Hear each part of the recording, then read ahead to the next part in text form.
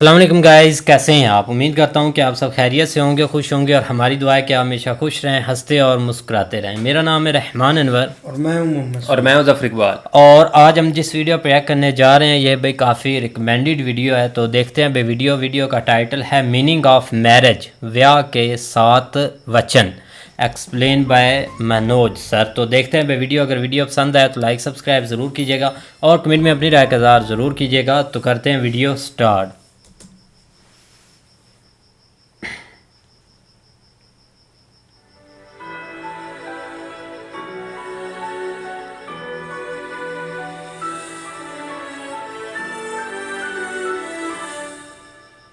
जब तक पूरे ना हो फेरे साथ तब तक दुल्हन नहीं दुल्हा की, तब तक बबुनी नहीं बबुआ की। 40 साल पहले आया था ये गीत, लेकिन बात ऐसी कह गया जो हजारों वर्षों का निचोड़ है।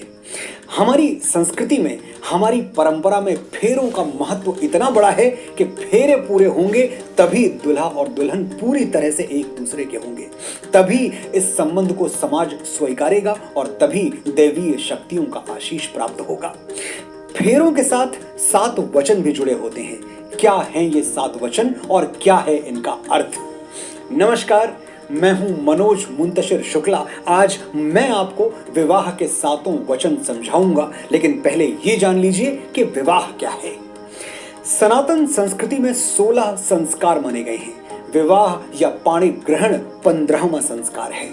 विवाह एक संस्कृत शब्द है जो कि वी और वाह को मिलाकर बना है। इसका अर्थ है एक दूसरे का हो जाना, एक दूसरे को धारण कर लेना। और पाणी ग्रहण का अर्थ, पाणी यानी हाथ, एक दूसरे का हाथ ग्रहण करना, एक दूसरे का हाथ हमेशा के लिए थाम लेना, ताकि विवाह का ये बंधन 7 जन्मों तक अटूट और अक्षय बना रहे। विवाह का पहला वचन है तीर्थ व्रतोद्यापन यज्ञ कर्म मया सहेव प्रिय वयम कुर्याः वामांग मायामि तदा त्वदीयम ब्रवीति वाक्यम प्रथमम कुमारी। कन्या अपने वर से कहती है, आप कभी किसी तीर्थ यात्रा पर जाएं तो मुझे साथ लेकर जाएं। आप मेरे बिना कोई व्रत, कोई उपवास या फिर यज्ञ जैसे कोई धार्मिक कर्म ना करें। यदि आप मेरी बात से सहमत हैं तो मैं आपकी जीवन संगिनी बनना स्वीकार करती हूं। इस पहले वचन में होने वाली पत्नी अपने भावी पति से यह वादा चाहती है कि जीवन के हर अच्छे काम में वो उसे अपने साथ रखे। दूसरा वचन, पूज्यो यथा सो पितरो ममापि तथेश भक्तो निज कर्म कुर्याः वामांग मायामि तदा त्वदीयम ब्रवीति कन्या वचनम द्वितीयम। कन्या वर से दूसरा वचन मांगती है। जैसे आप अपने माता पिता का सम्मान करते हैं, विवाह के बाद आपको उसी तरह मेरे माता पिता का सम्मान भी करना होगा। ये वचन मांगना और देना दोनों एकदम उचित है। विवाह सिर्फ 2 लोगों के बीच नहीं, 2 परिवारों के बीच भी होता है। तो मान सम्मान की यह गंगा भी दोनों तरफ से बहनी चाहिए। लड़के वाले बड़े और लड़की वाले छोटे, ये सोच गलत है और हमारे संस्कारों में ऐसी सोच का कोई स्थान नहीं है। तीसरा वचन, जीवनम अवस्था त्रये मम पालनाम कुर्याः वामांग यामि तदा त्वदीयम ब्रवीति कन्या वचनम तृतीयम। जीवन आनी जानी छाया है। उम्र का सूरज जैसे चढ़ता है वैसे ही उतरता भी है। जो पूरब में उगेगा उसे पश्चिम में अस्त होना ही पड़ेगा। यही संसार का नियम है। अपने तीसरे वचन में कन्या वर से कहती है, यदि आप जीवन की तीनों अवस्थाओं में, युवावस्था, प्रौढ़ावस्था और वृद्धावस्था में मेरे साथ रहने का वचन दें तो मैं आपकी जीवन संगिनी बनना स्वीकार करूंगी। हमारे यहाँ विवाह सचमुच जीवन भर का बंधन है। एक बार विवाह हो गया तो एक दूसरे को त्यागना सनातन के विरुद्ध है। डिवोर्स और तलाक ये दोनों शब्द विदेशी हैं, एक इंग्लिश, दूसरा अरेबिक। मैं आपसे पूछता हूं, क्या आप डिवोर्स का हिंदी शब्द जानते हैं? क्या आप ये जानते हैं कि तलाक को हिंदी में क्या कहते हैं? अब संबंध विच्छेद मत कहिएगा, क्योंकि वो शब्द नहीं है, फ्रेज है, वाक्यांश है। 2 शब्दों को जोड़ के बनाया गया है, संबंध और विच्छेद। तो सच ये है कि तलाक के लिए, डिवोर्स के लिए हमारी भाषा में कोई शब्द है ही नहीं, क्योंकि हम विवाह को तोड़ने में, पति या पत्नी को छोड़ने में विश्वास ही नहीं रखते। तलाक शब्द और डिवोर्स की प्रथा ये एक वायरस की तरह विदेशों से हमारे यहाँ दाखिल हुई है। जिस दिन हम अपनी मूल भारतीय संस्कृति की ओर लौटेंगे, हमारे देश में डिवोर्सेस हमेशा के लिए बंद हो जाएंगे।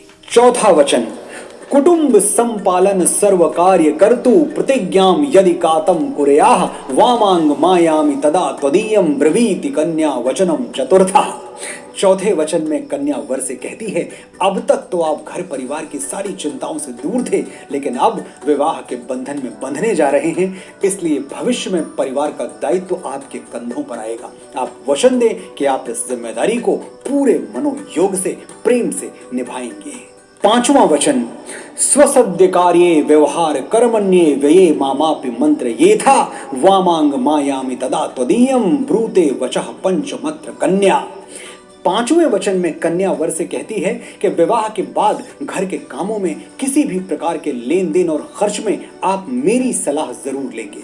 लेनी भी चाहिए, घर किसी एक का तो है नहीं, दोनों का है, तो घर से जुड़े हुए फैसले भी दोनों के होने चाहिए, वरना पत्नी के मन में ये कसक हमेशा के लिए रह जाएगी कि जिस घर में मेरे नाम की तख्ती भी नहीं है, एक उम्र उसी घर को सजाने में गुजर जाए। छठा वचन, न मेपमानं सविधे सखीनां द्यूतं न वा दुर्व्यसनं भंजश्चेत वामांग मायामि तदा त्वदीयं ब्रवीति कन्या वचनं च षष्ठम। इस वचन के दो भाग हैं, दूसरा पहले समझाता हूं। कन्या कहती है, वचन दीजिए कि आप जीवन भर जुए से और जुए जैसी अन्य बुराइयों से दूर रहेंगे। और पहले भाग में वो अपने स्वाभिमान की सुरक्षा मांगती है। यदि मैं अपनी सखियों, सहेलियों के साथ या अन्य महिलाओं के साथ बैठी हुई हूं, तो किसी भी कारण से उन सब के सामने आप कभी कभी मेरा अपमान नहीं करेंगे। होना भी यही चाहिए। स्त्री का मान रखना पुरुष होने की पहली शर्त है। हमारी संस्कृति में स्त्री का इतना सम्मान है कि हमारे धर्म ग्रंथ भी स्त्री का नाम पुरुष से आगे रखते हैं। सीता, राम, राधा, कृष्ण और ईश्वर की स्तुति भी करते हैं तो क्या कहते हैं? त्वमेव माता च पिता त्वमेव, पहले माता फिर पिता। जो लोग कहते हैं कि भारत सदैव से पुरुष प्रधान समाज रहा है, यहाँ पिता के आगे माँ को कभी कुछ समझा ही नहीं गया, उन्हें थोड़ा और पढ़ लेना चाहिए। वाल्मीकि रामायण में भगवान राम का परिचय क्या है? कौशल्या नंदन। लक्ष्मण का सुमित्रा नंदन। महाभारत में श्री कृष्ण का परिचय क्या है? देवकी नंदन और यशोदा नंदन। अर्जुन को क्या बुलाते थे? कुंती पुत्र। और कर्ण का क्या नाम था? राधेय। जो भारत की सही संस्कृति समझेगा वो प्राण दे देगा, लेकिन न खुद किसी स्त्री का अपमान करेगा, न अपने सामने होता हुआ देखेगा। सातवां वचन, परस्त्रियम मातु समाम समीक्ष स्नेहम सदा चेन्मय कांत कूर्या वामांग मायापि तदा त्वदीयम ब्रूते वचः सप्तमत्र कन्या। इस आखिरी वचन में कन्या वर से कहती है, आप वचन दें कि विवाह के बाद अन्य सभी स्त्रियों को माता समान मानेंगे और जीवन पर्यंत हमारे आपसी प्रेम के बीच किसी तीसरे को आने नहीं देंगे। प्यार ऐसा ही होना चाहिए, दो के बीच इतनी जगह ही न रह जाए कि तीसरा दाखिल हो पाए। लहू और इश्क रंग दोनों का फीका हो नहीं सकता, मैं उसका हो चुका हूं, अब किसी का हो नहीं सकता। ये थे विवाह के वो सातों वचन जिनकी नींव प्रेम, विश्वास, त्याग और समर्पण पर रखी गई है। आपने बड़े ध्यान से सुना, बड़े धैर्य से सुना, आपका आभार।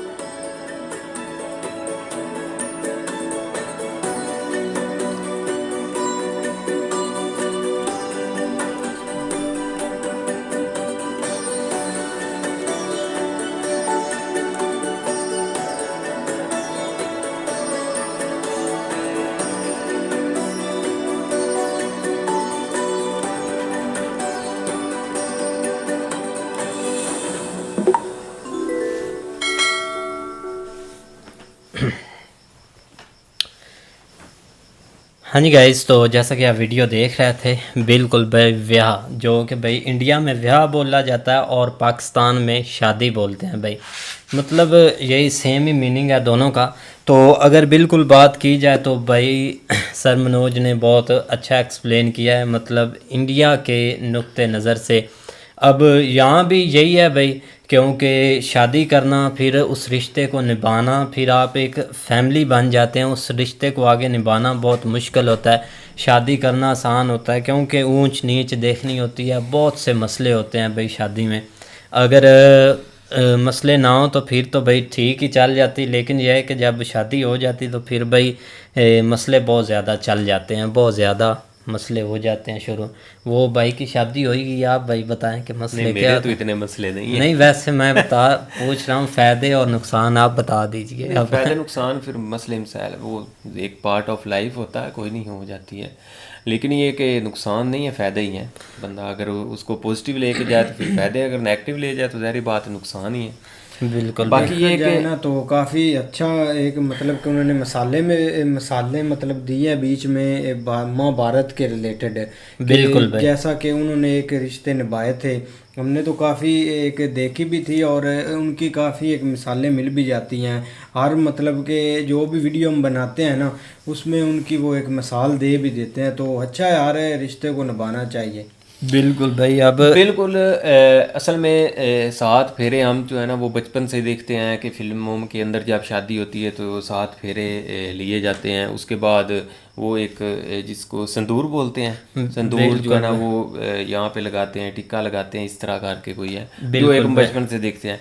लेकिन यहाँ पे पूछने वाली बात यह है कि क्या वो ये जो उन्होंने 7 बताए हैं कि फेरों के 7 फेरों के बाद ये जो 7 उन्होंने अलग-अलग वादे जो होते हैं वो क्या ये उस फेरे जो आप ले रहे होते हो उस दौरान ये पढ़े जाते हैं, लिए जाते हैं, या बाद में कोई इसका जो सीन होता है? या मुझे लगता है वो जो 7 पंडित जी बैठे होते हैं ना भाई, वो साथ साथ ये पढ़ रहे होते हैं हर फेरे के साथ, वो भाई पढ़ते जा रहे होते हैं। जे पहला फेरा तो उसमें जो मतलब वचन देने होते हैं तो वो भी पढ़ते हैं, और क्योंकि वो इसीलिए साथ साथ पढ़ते रहते हैं ना कि उधर से 7 फेरे भाई होते हैं, इधर से जो भाई पूरा कर देते हैं जो उन्होंने पढ़ना होता है, तो इसीलिए भाई उन्होंने 7 फेरों के साथ साथ ये पढ़ना होता है। बिल्कुल। आजकल अगर हम जदीद दौर की बात करें तो जो शादी है ना उसको एक मजाक ज़रूर बना दिया गया है, जिसको कहते हैं शौक़ पूरा करना।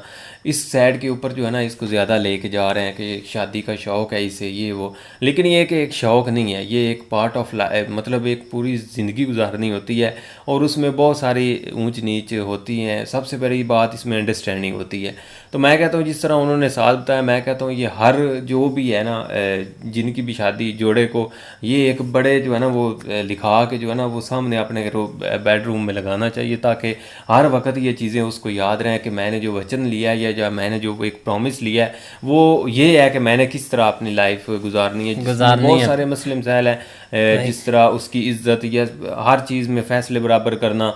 मैं कहता हूँ हर दिन एक नया जो है ना वो इम्तिहान होता है इंसान के लिए, तो भाई उसमें जो है ना वो सारी चीज़ें ये ज़हन में रखनी होती हैं। तो उस हवाले से ये एक इंडियन कल्चर में भी बहुत अच्छी चीज़ है, क्योंकि ये एक मजाक नहीं होता, यहाँ पे जो है ना वो एक ज़िंदगी गुजारने वाला मसला होता है। बिल्कुल भाई। तो उन्होंने बहुत अच्छे तरीके से बताया है, क्योंकि हमें हमारे नॉलेज में भी इजाफा हुआ, क्योंकि इस तरह की जो भी हम रेलिवेंट वीडियो लेते हैं ना इंडियन कल्चर, इंडियन जो मज़हब या रिलीजन के हवाले से, तो उसमें हम कुछ चीज़ें सीख रहे होते हैं, या क्योंकि हमें बहुत सारी चीज़ों का पता नहीं। तो इस हवाले से कल को अगर कोई क्वेश्चन, जिस तरह एक नई चीज़ सामने आई है कि पूरे जो एक मतलब एक जो इनका उसमें ये लफ्ज़ ही कहीं नहीं मिलता डाइवोर्स का, उसका लफ्ज़ के मीनिंग ही नहीं है इंडियन जो भी डिक्शनरी है उसमें, या उनके जो भी एक सिस्टम है। तो ये एक अच्छी बात है, क्योंकि शादी का मतलब ही यही होता है कि आपने सोच समझ के जो है ना वो अपना चलना होता है। चलना होता है, लेकिन उसमें अगर ये चीज़ें आ गई तो फिर ज़ाहिर बात है बंदा चलना मुश्किल हो जाता, तो उसका लफ्ज़ उन्होंने शुरू से ऐड ही नहीं किया हुआ। बिल्कुल। तो स्त्री, जिस तरह इन्होंने हमें स्त्री का लफ्ज़ पहले भी बताया था मनोज सर ने, और उस दिन से हमें याद है कि औरत को स्त्री भी बोलते हैं। बिल्कुल भाई। तो उन्होंने बिल्कुल उसकी इज्जत और रिस्पेक्ट के लिए उसका लफ्ज़ हमेशा पहले ही रखा हुआ है। बिल्कुल भाई। तो उम्मीद करते हैं कि गाइस आपको वीडियो पसंद आएगी। अगर पसंद आए तो लाइक सब्सक्राइब ज़रूर कीजिएगा और कमेंट में अपनी राय का इज़हार ज़रूर कीजिएगा। अल्लाह हाफिज़।